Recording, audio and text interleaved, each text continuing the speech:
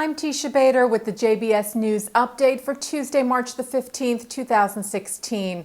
Israel's Defense Minister Moshe Ya'alon met yesterday with U.S. Secretary of Defense Ash Carter in Washington. The two leaders were said to have been discussing a memorandum of understanding in regards to U.S. military aid to Israel.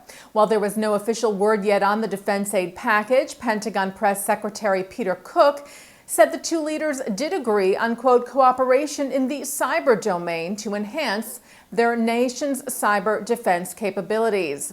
Cook said that Carter also reaffirmed the United States' unshakable commitment to Israel's security. After the meeting, Ya'alon stated that relations with the U.S. are a cornerstone of our national security and that Secretary of Defense Carter is a true friend. He also said, "I was pleased to discover a great understanding for our security needs in light of the changing reality in the region." Israel police called off a search this afternoon for a potential terrorist. This morning, reports of an attempted stabbing of an IDF soldier at the Sde Dov airport in Tel Aviv prompted the manhunt. However, police later determined that the incident was not nationalistically motivated and the search was called off. Earlier today, police arrested a 17-year-old Palestinian girl at the Tapuach Junction in the West Bank who was carrying a large kitchen knife in her bag. Israeli border police had received information that a young woman had left her home in the nearby area of Jenin with the intention of carrying out an attack. She was arrested after matching the description and name and taken in for questioning.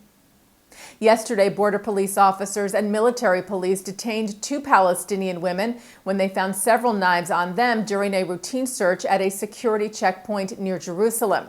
The two reportedly admitted that they had intended to carry out an attack. Last night, a rocket was fired at Israel from Gaza. It landed in an open area in the Sha'ar HaNegev Regional Council, and security forces were searching for its remnants. No damage or injury was reported. As we reported to you yesterday, 4 rockets were fired at Israel Friday night, also with no damage or injury. Israel's Air Force had responded to that attack with hits on Hamas terror targets in Gaza.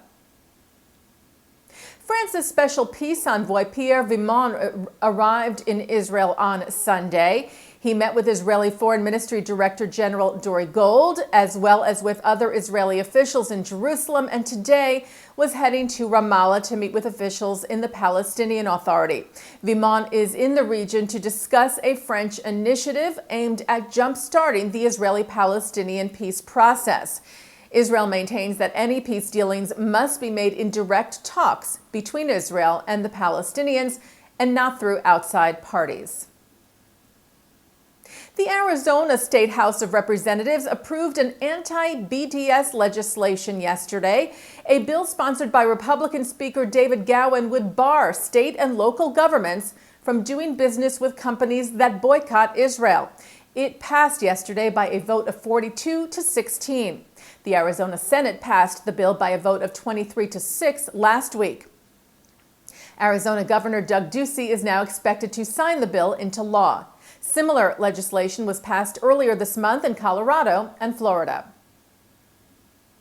Nefesh B'Nefesh wrapped up a string of Aliyah events across the U.S. and Canada this past weekend.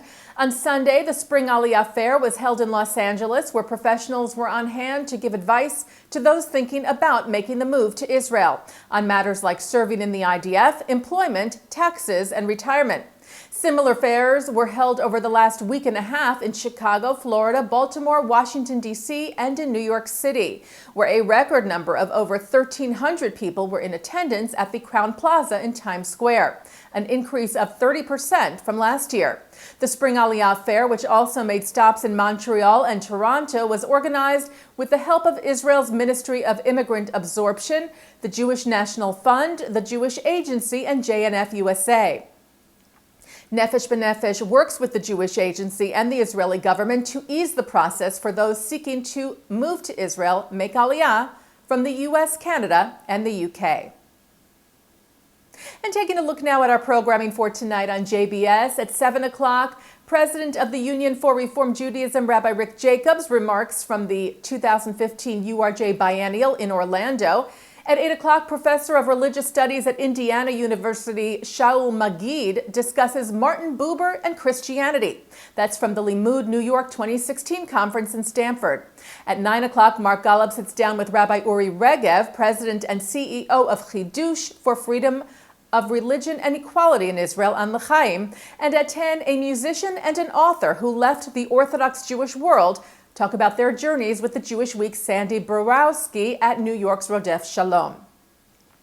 And coming up right after this newscast tonight at 6:30 in the news with Mark Golub.